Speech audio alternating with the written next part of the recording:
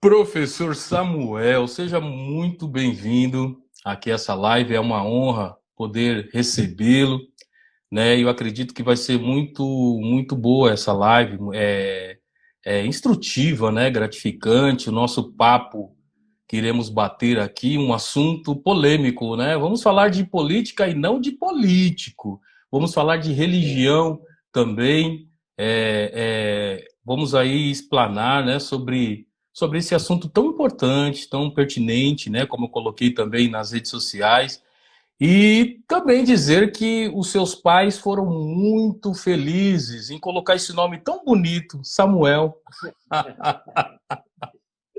Né? Dois Samuels, né, aqui na, Isso aí. na live. Então, mais uma vez, muito obrigado. Eu quero aqui aproveitar, então, eu vou ler aqui, tá, professor, o seu currículo, tá? O professor passou com muita humildade. Eu irei ler Muito aqui também. Ele resumiu, viu, gente? É um resumo, porque o negócio é grande, é extenso, né? Mas, enfim, das experiências e tudo mais. Eu vou estar lendo aqui, a gente já vai também entrar aqui no bate-papo, tá? A gente vai seguir aqui o bate-papo, tá bom? Então, estou aqui com o professor Samuel Reis, meu xará, e ele é graduado em matemática e pedagogia, com especialização em novas tecnologias no ensino, né? UFF, Universidade Federal Fluminense do Rio de Janeiro. Isso mesmo, né, professor? Isso aí. MBA em Gestão Empresarial e mestrando em Educação e Ciências Ambientais. Há mais de 9 anos atua como professor universitário, tendo neste período exercido também a função de coordenador pedagógico e de curso. Com mais de 15 anos de experiência em educação, atuou já como supervisor de projetos de inclusão digital, gestor administrativo e pedagógico do Centro de Referência à Informação e ao Aprendizado, vinculado ao Ministério de Ciência e Tecnologia, e coordenador de polo da Universidade Aberta do Brasil. Atualmente é professor titular nas faculdades Qualitas ou Qualitas? Quartas. Qualitas. Qualitas, e Faculdade Academos, e também atua como jornalista, né, com o MTB, o 0087917/SP, sendo jornalista responsável pela assessoria de imprensa da Prefeitura de Jandira. Olha aí o currículo do professor. Rapidamente eu resumi, né, o currículo justamente porque muito do que nós vamos falar aqui envolve conhecimentos que vão além da experiência profissional, da experiência acadêmica. Deus me deu a graça de conseguir, né, algumas titulações, né, alguma experiência, mas o tema que nós vamos falar hoje é um pouco mais amplo do que simplesmente a parte acadêmica. Se eu for falar aqui a níveis acadêmicos, tanto de política quanto dos questionamentos religiosos que existem, eu vou entrar em muitos atritos e muitas problemáticas e não conseguirei transmitir nada, de nada, né? As pessoas vão ficar com aquela nuvem na cabeça, o que é isso, né? Até porque, quando nós falamos desse tema, Samuel, eu vou deixar você fazer as perguntas, mas naturalmente as pessoas já entram com preconceitos. Já começa por aí, já fala, não tem que misturar. Começa por aí, né? E o que nós vamos falar é exatamente o contrário, não é questão de misturar ou não. Você, como eu, né, sendo cristão, né, aqui nós estamos falando de religião em geral, mas nós temos essa coisa em comum, além do nome de sermos cristãos. Como cristãos, independente do local onde nós estamos levando esse evangelho. Não precisa nem abrir a boca. É no testemunho, na maneira como se porta, na maneira como trata o próximo, é no amor, é no abraço e tantas outras questões que nós vamos falar por aí. Mas fica à vontade, eu estou à disposição, meu amigo. Muito obrigado pelo convite, sabendo que os nossos colegas da sala entrarão e também compartilharão, não sei se é esse o termo por aqui, né? Mas também transmitirão essa mensagem para outros. E é isso, muito importante, professor Samuel, a relação disso. A gente vai estar aqui falando bem, surge muito preconceitos, até alguns colegas falaram, poxa, esse assunto é polêmico. Mas assim, falar de política sem falar de político, religião, é um assunto muito importante para nós que somos cristãos. E eu queria já aqui começar com as perguntas, né? Até mesmo foi lido aqui o currículo, professor universitário, e você também, como cristão, como tem sido os desafios de professor como cristão, diante, né, aí de tantas coisas que nós estamos assistindo na educação? O que você tem para falar para nós aí? Vamos lá, eu comecei na educação muito cedo, né? Comecei na educação com 18 anos. Então, o que não me faltou foram preconceitos. Preconceito por ser novo demais, preconceito por ser o professor mais novo, por exemplo, de uma faculdade. Então, o preconceito vem desde muito cedo. E o preconceito religioso, claro que existe, como de forma geral. Isso existe mesmo. Só que eu costumo dizer que Jesus Cristo nos ensinou ao amor, né? Deixou muito claro que essa é a missão principal do cristão aqui na Terra. Amar o próximo, devolver muitas vezes uma situação deselegante com bom dia, com boa tarde, com boa noite, sendo educado, essa questão toda. E mesmo aqueles que iniciam com uma certa perseguição, daqui a pouco já percebem que não tem por que te perseguir. Tá? Então, eu costumo dizer, Samuel, que quando a gente caminha por aqui, sendo cristão de fato, nas suas práticas, nas suas atitudes, o que acontece de externo que chega até nós com certo preconceito, e existe na parte educacional, não nas instituições que me abriram as portas, e aqui eu não estou falando pelas faculdades que eu leciono, pelo amor de Deus. Cada faculdade tem lá a sua missão. Estou falando por mim, pela pessoa, né?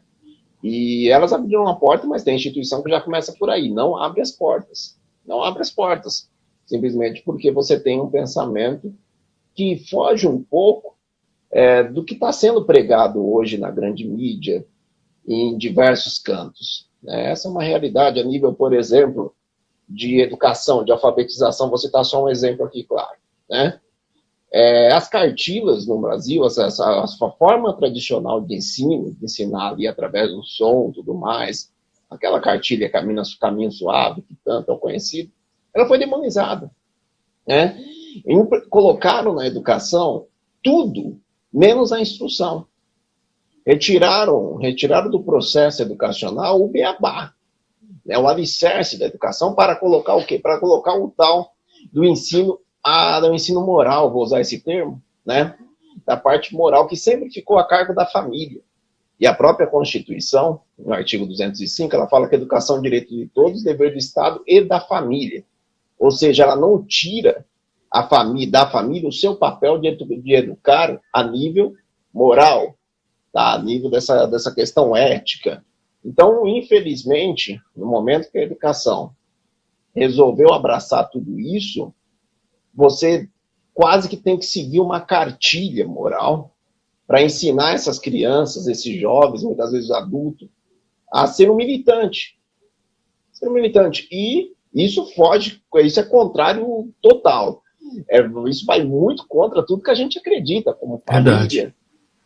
E infelizmente isso existe, mas eu vou ser bem claro aqui.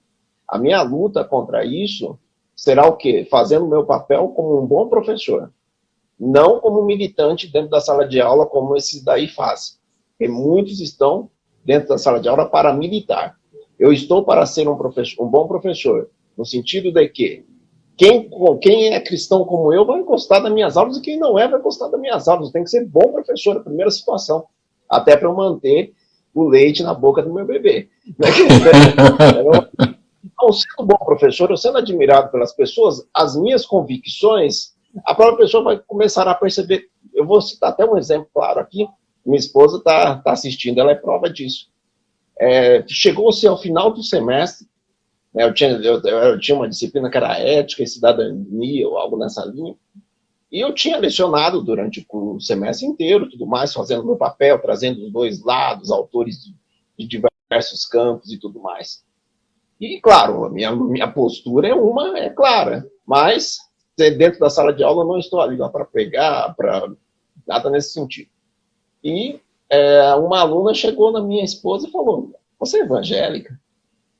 Ela, sim, sou cristão, tal, sirvo a Deus em tal lugar, né? Então, a pessoa falou, nossa, mas Samuel é também? Aí ela falou, não, agora eu admiro mais ainda ele, porque ele, sendo cristão, ele colocou para nós o outro lado, aqueles que falam contra o pensamento cristão, dentro da disciplina. Falou, tem que mostrar os lados. E a pessoa escolhe qual é o melhor caminho ela deve seguir. Na hora de ensinar sociologia, ou construção política, vamos falar de capitalismo e comunismo, não adianta a pessoa só conhecer Adam Smith e não conhecer Marx. Então, sou a favor, dentro da sala de aula, da gente apresentar os campos. Então, apresenta Marx, apresenta Adam Smith, e vamos ver o que a pessoa vai achar melhor. Eu tenho a minha postura, tenho a minha posição. Até aqui na live eu posso colocar a minha posição, mas dentro da sala de aula, não. Aqui é o Samuel, tem a lousa, tem o Gito, como diz, é o Samuel Pessoa cristão. Aqui eu tenho a minha posição, dentro da sala de aula, eu tenho o que os livros dizem. Essa é a diferença.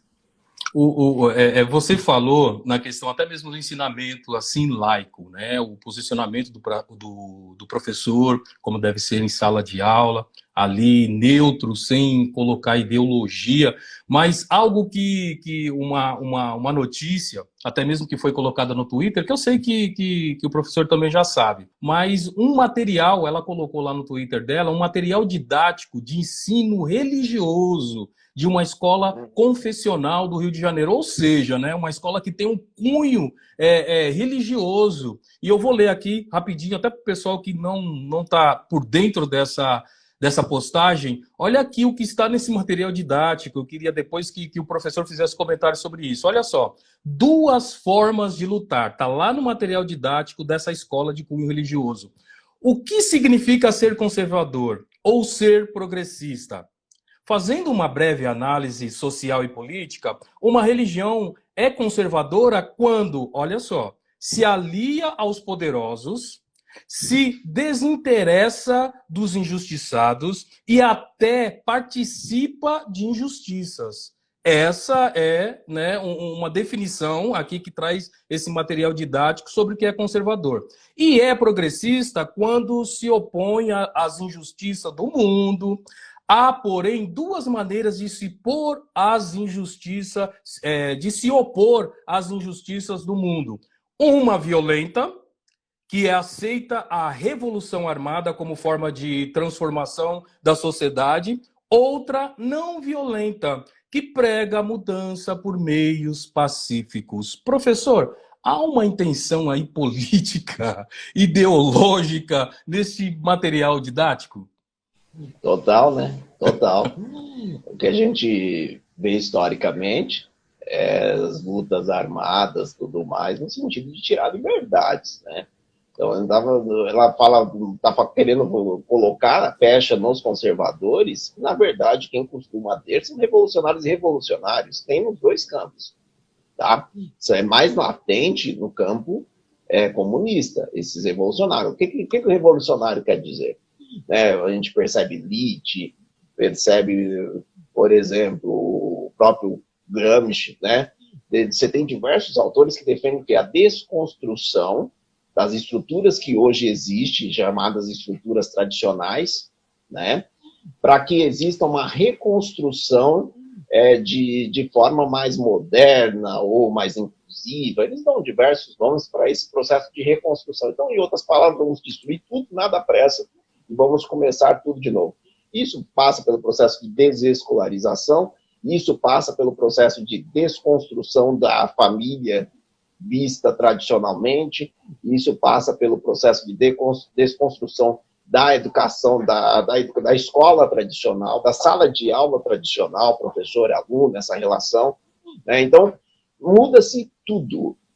E você percebe nas pequenas coisas, vão mudando aqui, vão mudando ali, daqui a pouco a sua língua não é tudo, não é tão língua assim, você já não entende mais do que o próprio português, porque já começa a colocar elementos novos para desconstruir o elemento que é masculino e o elemento que é feminino. né? Então, querendo incutir uma cultura que é diferente totalmente, ou seja, é agressivo, justamente o que os conservadores, os tradicionais, vão contra. Os conservadores, eles não são contra o desenvolvimento. Nós temos conservadores históricos que fizeram movimentos que hoje a Terra agradece. Um deles, o reverendo lá dos Estados Unidos, né?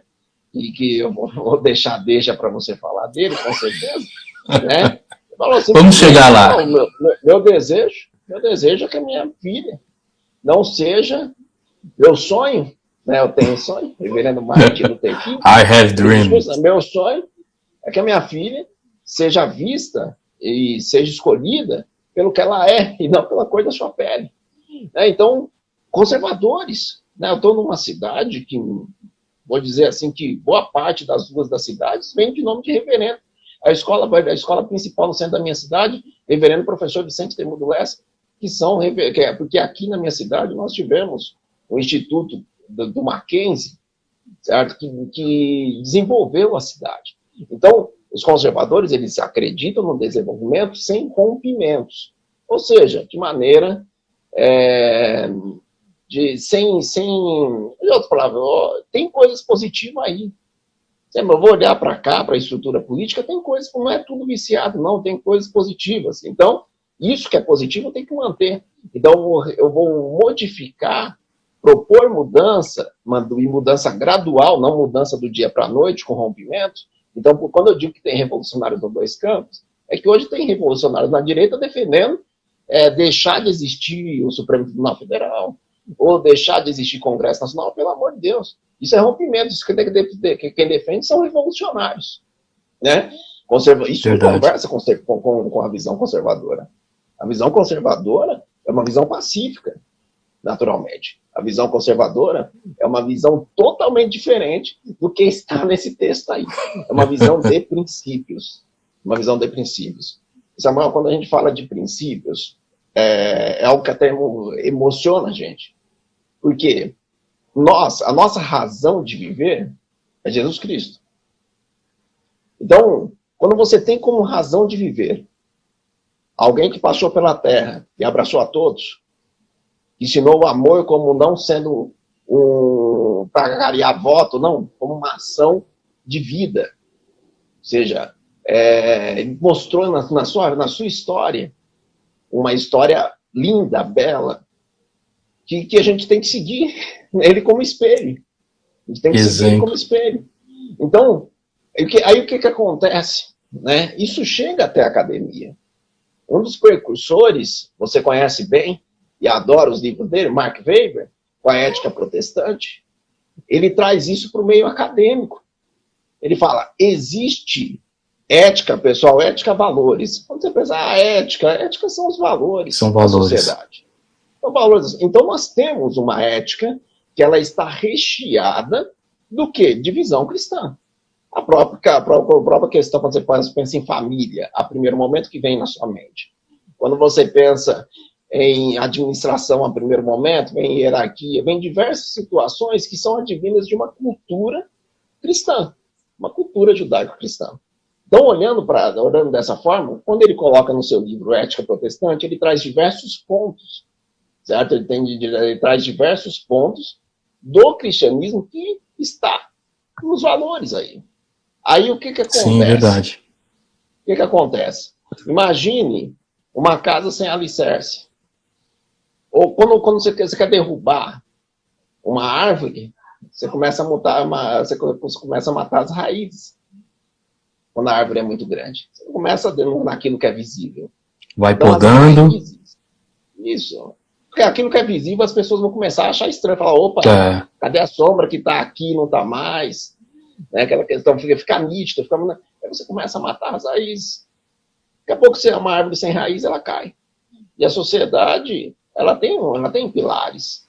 Ela tem lá as suas raízes. E essas raízes que estão sendo, a todo momento, reconstruída de uma maneira que não era real. Marighella era negro? Não era. Não. Então eles tentam reconstruir a história. Essa é a idade, é agressivo. é agressivo, reconstrói a história. Coloca, por exemplo, quem não é vilão como vilão, o professor é vilão desde quando? Agora não, o oprimido é o aluno. Eu queria até aproveitar esse gancho. O que poderia, talvez, aí, uma receita para talvez essa mudança, principalmente o cristão, despertar, acordar diante de tudo que a gente tá passando, diante de tudo que está acontecendo diante dos nossos olhos, e tentando também desvirtuar, desconstruir esses valores tão primordiais, vamos dizer assim, por cristão. Qual um caminho que poderia aí, de repente, a gente tomar aí para tentar mudar alguma coisa, se isso é possível? Olha, aqui eu vou trazer duas visões que eu vejo, né, muito claro, uma que eu acredito mais e a outra que falam bastante, né? Agora, só antes de entrar nesse ponto, quando a gente fala da religiosidade, né, quando a gente fala de princípios, religião, nós estamos entrando muito aqui no princípio cristão, dentro de outro momento a gente pode até falar de outras religiões, mas a que a gente conhece mais é justamente o cristianismo, mas muitas outras religiões, ou a grande maioria dela, prega o bem, prega o amor, né? Prega, de certa maneira, o acolher as viúvas, os órfãos, né?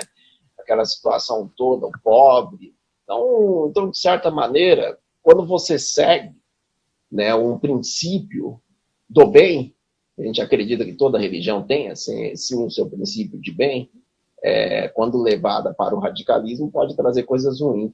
Mas quando lida, né, a níveis de princípios, as religiões elas carregam em si princípios de bem, princípios de amor ao próximo. E esses princípios, tá? Eu falo desses princípios, esses princípios que nós estamos falando aqui. E quando você traz esse questionamento, no meio cristão, nós temos duas visões. Uma visão é aquela, para transformar ao cristão, basta apenas orar. Essa é uma visão. E eu ouço de muitos. Samuel, Também. não adianta você militar no campo do ensino, às vezes entregando conhecimento de forma gratuita em rodas de conversa e tudo mais. O que adianta esse trabalho de conscientização, certo? Para a formação de novos políticos e tudo mais, ou para o trabalho social, que seja, né? Porque o seu papel é orar, é buscar orar, né? Eu vejo méritos nessa visão, mas quando eu olho para a Bíblia, eu vejo ela recheada de guerreiros. Ações.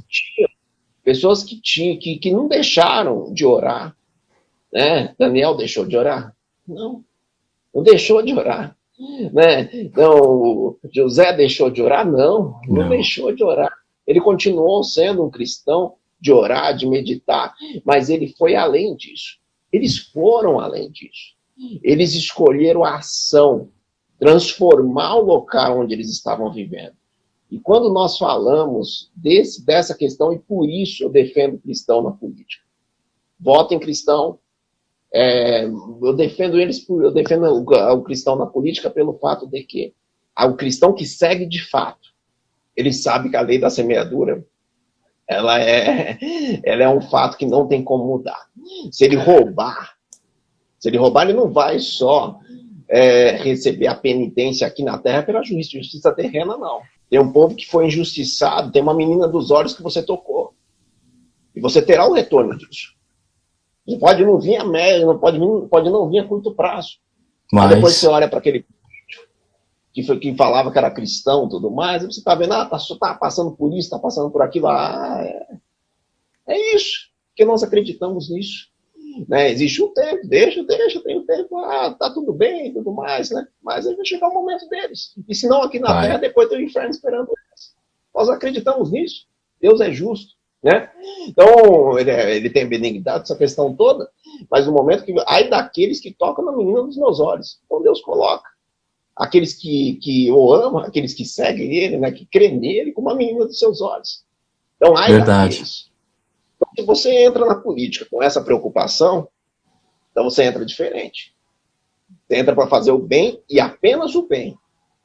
Não o bem do seu bolso. Então você tem princípios ali. E citado aí também é do Martin Luther King, né? O que ele falou, a frase tão conhecida e famosa, né? Como falou aí também, o que me incomoda não é o barulho dos maus, mas o silêncio dos bons. Então, e a Bíblia também fala, né, que os ímpios são mais prudentes do que os filhos da luz. Então, essa questão de ação, o professor falou em oração e já veio em minha cabeça, né? Orar e ação, é junto. Oração, né? Então, é agir, a gente ser a resistência.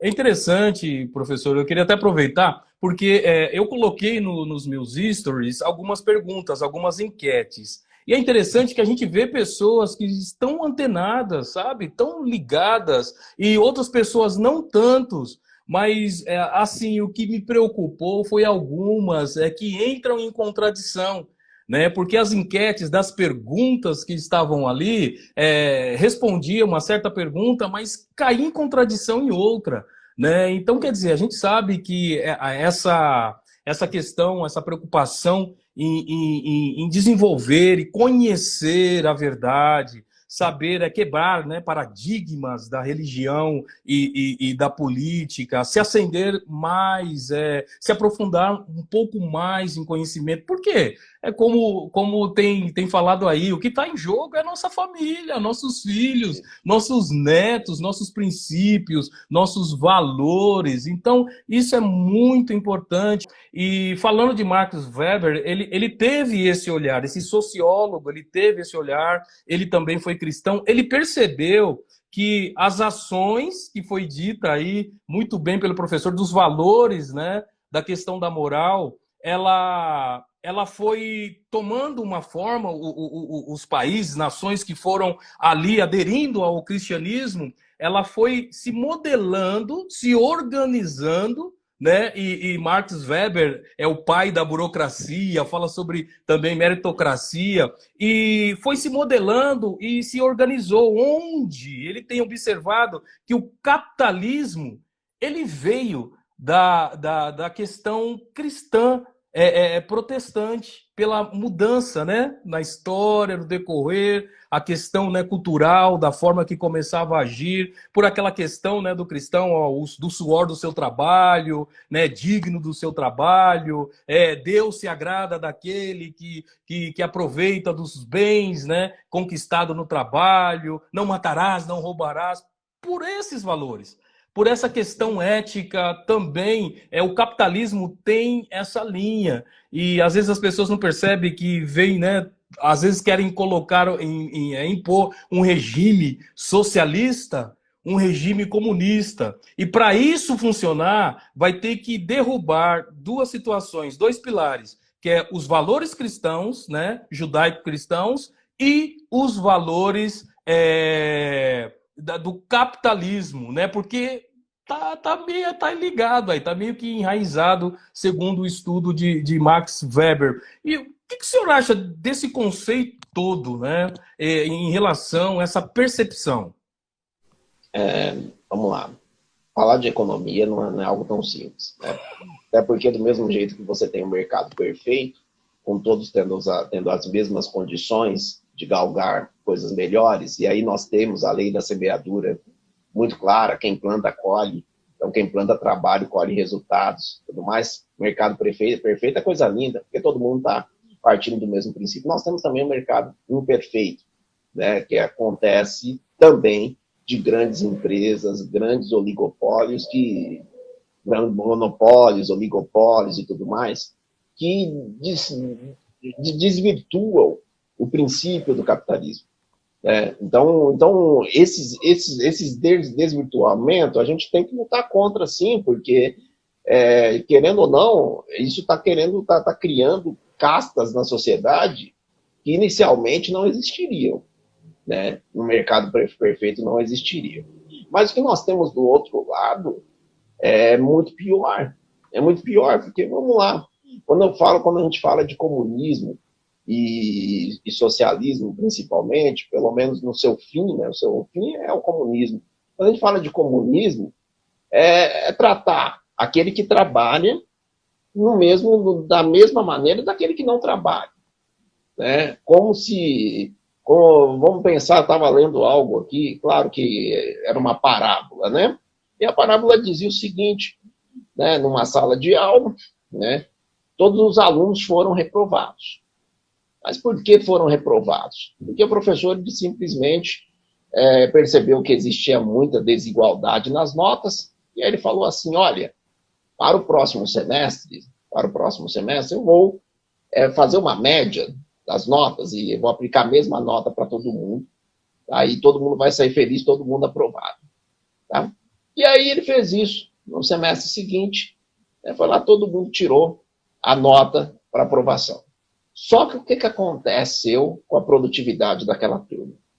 Os que elevavam a nota da sala, aqueles que tinham maiores notas, e aí falou, a partir de agora, todas as notas serão pela média, ou seja, aí os alunos, se nós passamos pela média nessa, então nas próximas vamos passar também. Só que na média, no semestre seguinte, a média caiu. Por que a média caiu? E todos foram reprovados.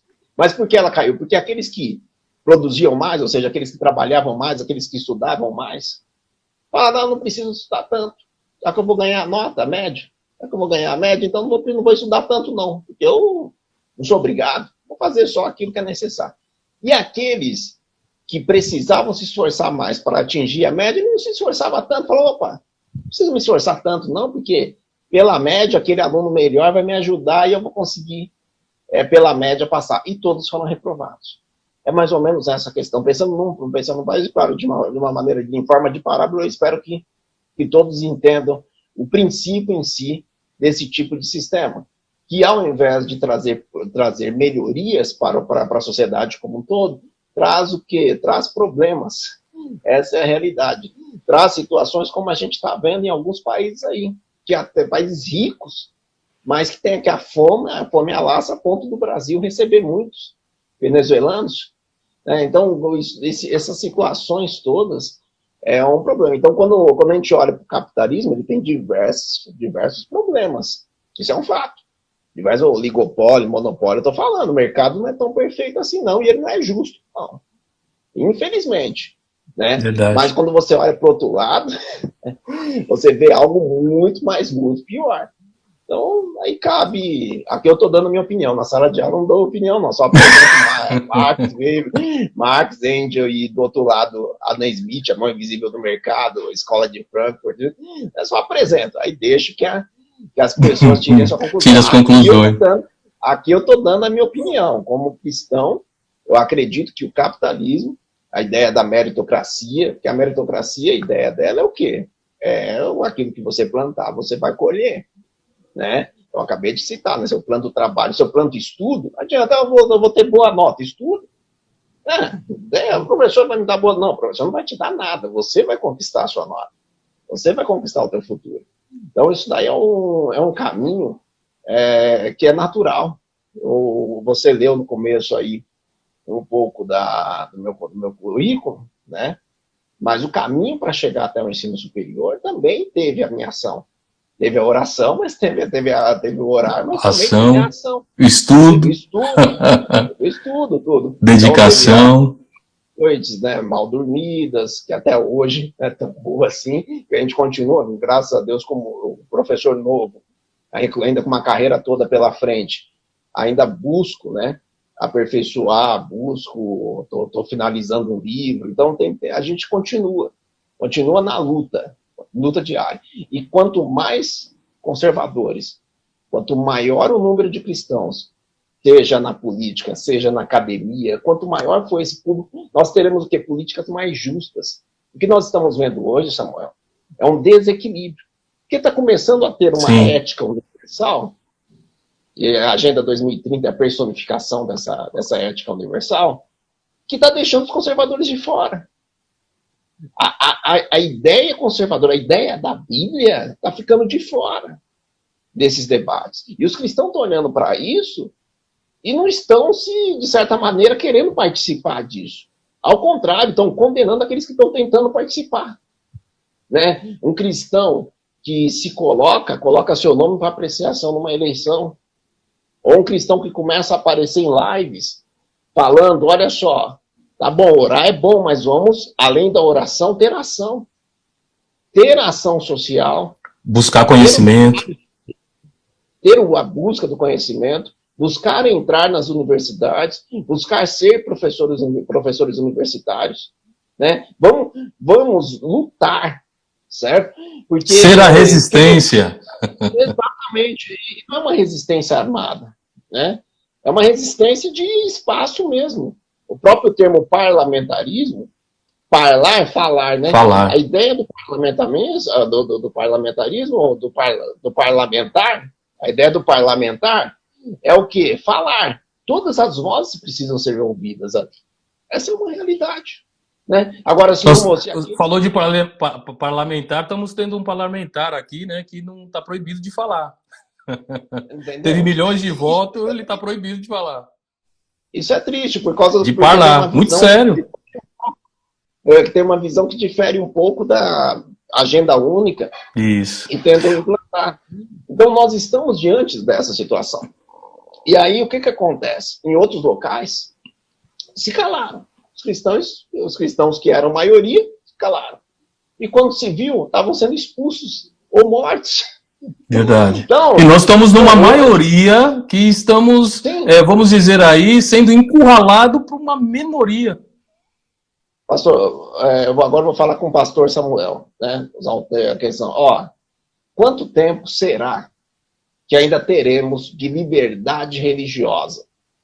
Liberdade de pregar aquilo que está na Bíblia, sem sermos taxados como homofóbicos ou outros termos aí, como preconceituosos. Não, é o que está na Bíblia. Nós podemos amar, nós amamos, nós abraçamos, nós falamos, está aberta a porta da igreja, vem cá, vamos orar junto, vamos andar junto. Mas a Bíblia também aponta, olha só, aqui está o erro, vá e não peques mais. Então não existe normatização daquilo que para nós é lei. A nossa lei está na Bíblia. Nossa ética está na Bíblia. Certo? Então, quanto tempo demorará? Quanto tempo existirá ainda para que nós, seguindo a Bíblia, não sejamos, né, presos, torturados? Né? Hoje nós somos maioria. Mas somos a maioria, na maioria das vezes, silenciosa. Que abaixa a sua cabeça. Verdade. E mesmo dentro sem atitude.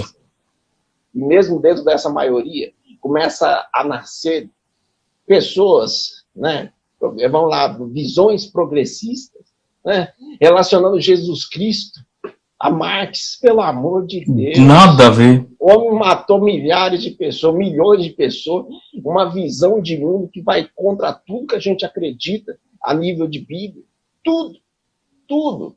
Né? Então, a pessoa não tem um mínimo de conhecimento. Aí fala, não, mas ele pregava a igualdade. Um evangelho socialista. Eu não consigo entender isso. Sendo bem sincero, eu não consigo entender isso dentro do nosso Também meio. Não, professor. Que deveria, e quando a gente fala de ética, só fala de moral, né? Moral, as legislações, as normatizações estão recheadas de moral, mas essa moral vem de uma ética maior. Hoje, essa ética maior, ela está recheada da Bíblia. Recheada da Bíblia. E por isso, nós olhamos movimentações que as pessoas colocaram a Bíblia no ânus. Eu vou ser pesado aqui. Para ver se os cristãos abrem o olho. Nós precisamos abrir o olho. Aquilo que nós temos como guia para a vida eterna. Guia para ter uma vida aqui na terra, uma vida abençoada. Uma vida ligada com o céu. Uma vida recheada de milagres. Uma vida que dá para nós a esperança de uma vida eterna. Né? Então, quanto tempo demorará para que isso seja tirado de nós? Nós vamos abaixar a cabeça para isso? Você falou de uma coisa muito importante, que também está acontecendo, né? É globalista, que é a Agenda 2030. Eu fiz uma live, está aqui no Instagram, sobre a Agenda 2030, né? Um alerta para os cristãos. Quanto tempo? Aí a pergunta, né, feita. Quanto tempo para a gente perder a nossa liberdade? A gente está percebendo que as coisas estão caminhando dessa forma. E lógico que aquele que está por trás de tudo isso quer o mais rápido possível, mas vai ali, né? cortando a raiz da árvore para poder derrubar e ela vir tombar com todos os seus valores, né? Tirando os preceitos cristãos, judaicos, tentando desvirtuar os valores, como diz a Bíblia, né? Transformando a mentira em verdade. Eu quero até falar aqui, um colega bem jovem, né, que eu fiquei conhecendo, e ele tá se formando agora em jornalismo. E ele estava muito assim, ele falou assim, olha, eu estou me formando em jornalismo, mas eu estou indo para outra área de consultoria, porque eu estava ali fazendo estágio, aquela coisa toda. Então, os jornalistas, muitas vezes, estão sendo obrigados a noticiar aquilo que não é verdade, a maquiar ou trazer outras palavras com narrativas, né, totalmente tendenciosas, ou às vezes mentirosas, ou como falar hoje, né, fake news. E para quem tem princípios, né, para quem tem valores, principalmente cristão, não vai submeter a isso. Então ele, terminando agora, vai se formar em jornalismo, mas já está partindo para uma outra área, né? E eu queria até aqui fazer uns comentários aqui, até a Cacau colocou aqui, ó. Fico muito triste quando usam as pessoas mais necessitadas na política. O Eduardo fez até uma pergunta: como educar uma população que não busca a educação, mas o entretenimento? É uma pergunta do Eduardo aqui. Olha, antes de responder essa pergunta do Eduardo, ao seu amigo jornalista, meu conselho é não saia. Não saia do mesmo jeito que na faculdade, nas áreas da educação. Fala-se que o professor é um agente de transformação social, ou seja, deturpando a função principal do professor, que é ensinar. Ele não é agente de transformação coisa nenhuma, ele tem que ensinar bem ensinado para colocar aquele aluno no mercado de trabalho, para ser uma pessoa, para ser um pai de família, ganhar o seu próprio salário e tudo mais. Ele precisa ser preparado, ele precisa saber ler, saber escrever, saber matemática, certo? Ele precisa ser instruído, e esse é o papel do professor. Ele não é um agente de transformação como agente de transformação a nível de cidadania, a nível de moral, não, pelo amor de Deus. E a mesma situação está no jornalismo e em tantas outras áreas. Você, se não tiver aqui uma agenda debaixo do braço, com essa finalidade que eu falei anteriormente, de ir contra princípios que, para nós, são princípios imutáveis. São imutáveis, né? Então, mas hoje, dentro da educação, eu consigo. Eu não saí, do mesmo jeito que eu espero que ele não saia do jornalismo. Eu não saí da educação por não concordar com 80% do que eu ouvi no meu curso de pedagogia, por exemplo. Não saí. Eu consigo, dentro da educação, apresentar. Quando você falou da Agenda 2030, você lembra das minhas aulas? Lembro, muito bem. Eu em nenhum momento, durante as aulas, eu coloquei minha opinião. Eu só apresentei o que falava a agenda e falei, pessoal, leiam para além dos objetivos que estão lá, porque os objetivos são lindos, né? Você lê aqueles objetivos... Não é? Nossa. Aí quando você olha para as ações sugeridas, está quase escrito, fechar as igrejas. Isso. Acabar com esse fundamentalismo religioso, não é o termo que eles usam bastante, né? Então, a gente precisa ter esse olhar. A gente precisa ler mais. E aí entra essa questão. A sociedade, ela está justamente com essa percepção de não buscar o entretenimento, porque o local, hoje com a tecnologia, todo mundo, e vou ter que ser bem breve por causa do horário, todo mundo hoje, Samuel, está com o celular na mão. Todo mundo hoje está com o celular na mão. E, infelizmente, os cristãos, como nós, se recusam a mostrar. Parece que eu mostrar uma família tradicional, estou agredindo alguém. Eu mostrar que eu estou indo para a igreja, que eu estou louvando a Deus, ou mostrar um louvor, parece que eu estou agredindo alguém. Não. Hoje, no passado, aquela mensagem de Cristo não fazia seguido, ide por todo mundo pregar o evangelho. Você fala, como eu vou para todo mundo? Hoje você vai. Essa live vai. Né? E a nossa missão aqui na Terra é isso, falar para as pessoas que vale a pena servir a Deus. Vale a pena aqui na Terra Vale a pena ter alguém lá no céu que você consulta nos seus momentos mais difíceis, que você faz a sua oração e quando você pensa que não, aquilo aconteceu na sua vida. Vale a pena. Verdade. Você faz a sua parte, mas quando chega nos momentos de maiores dificuldades, você fala, me ajuda, e ele vai te ajudar. Né? Vale a pena ter isso. E isso também é ser feliz. Existe felicidade sendo cristão. Existe alegria sendo cristão também. A alegria não está só na Heineken em cima da mesa, ou na balada, ou nisso tudo que você entra na rede social, a impressão que é o quê? Qual que é a alegria das pessoas? É mostrar o carrão? É mostrar a casona? Não. A minha alegria era ficar sentado aqui com meu filhinho, conversando, né? Ensinando, brincando. A minha alegria não era para ele vir aqui na Terra. O Deus fez um milagre na minha vida, hoje ele está aí, a minha riqueza. Minha família é minha riqueza. Então, quando eu posto a foto da minha família, eu estou falando para todo mundo aí, aconteceu um milagre aqui. E eu sou feliz por esse milagre. Então, resumindo aqui bem, Samuel, o que eu convido a todos, como você, como cristão, e todos que estão nos assistindo como cristão, é o quê? Mostrar. Mostrar nas suas redes sociais que vale a pena ser cristão. Também existe felicidade sendo cristão. Existe Amém. felicidade louvando a Deus. Existe alegria também no louvor. Amém. Existem composições tão belas quanto a secular, mas falando de Jesus Cristo. Falando de alguém que passou por essa terra. E deixou marcas, deixou caminho, que aquele que seguia é impossível. É impossível não ter sucesso. Como professor, o melhor professor quem foi? Jesus Cristo. Jesus Cristo, mestre dos mestres. Jesus Cristo, aquele que ensinava por parábola. Você fala, não, como pastor, nem se fala, né?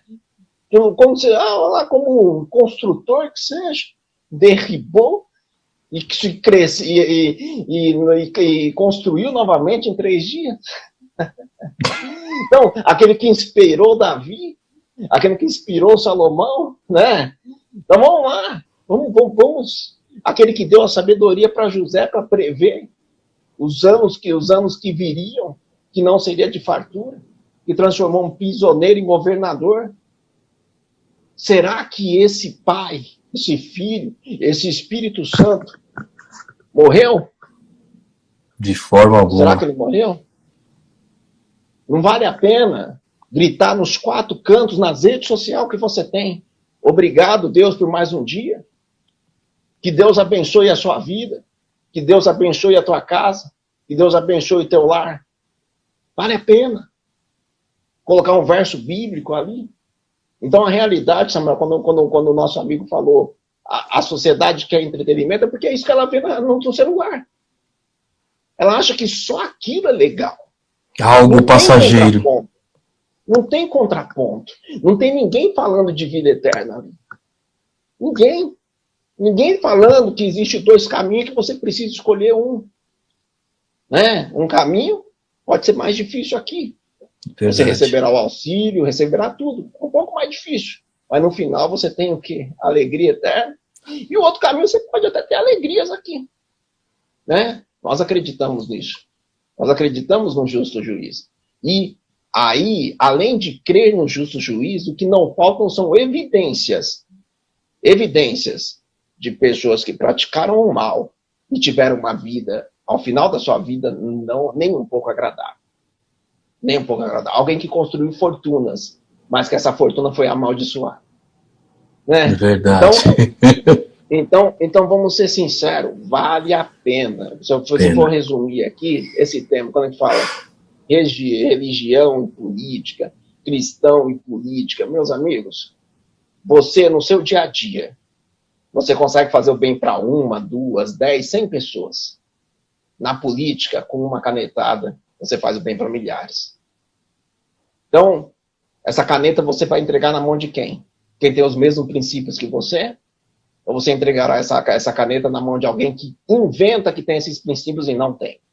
Esse foi um alerta. Olha, professor, que alerta. Nós temos que estar, né, de antenas ligadas. Nós temos que fazer a diferença nessa terra. Então, até mesmo a nossa obrigação, vamos dizer assim, como cidadãos, mas a gente tem também responsabilidades, e a nossa responsabilidade, aquele que é mais dado é mais cobrado, como cristãos, como pessoas do bem. Então, praticar o bem, onde for, né, nos projetos sociais, na política, na igreja, ou seja, na religião, buscar sempre aquilo que dignifica, ou seja, transformar a reforma, onde tiver, vamos dizer aí, numa situação até deplorável, poder trazer uma reforma, trazer algo novo, e Deus tem colocado isso para nós. Professor, chegamos ao final aqui. Poxa vida, viu? Eu ficava aqui até a noite inteira. Tá muito bom essa live, esse bate-papo. Professor, muito obrigado.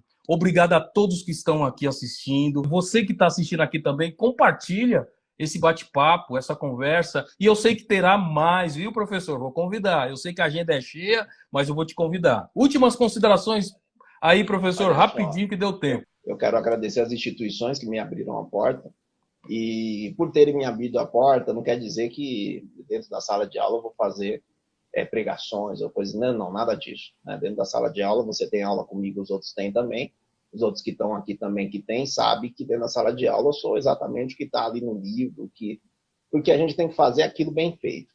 Né? Mas eu tenho que agradecer e convidar aqueles daí de Guarulhos que estão nos acompanhando. Tem a faculdade Academos aí pertinho, né, que me abriu as portas lá, dando liberdade, né, para a gente conseguir, liberdade, né, para o professor conservador que seja, ensinar.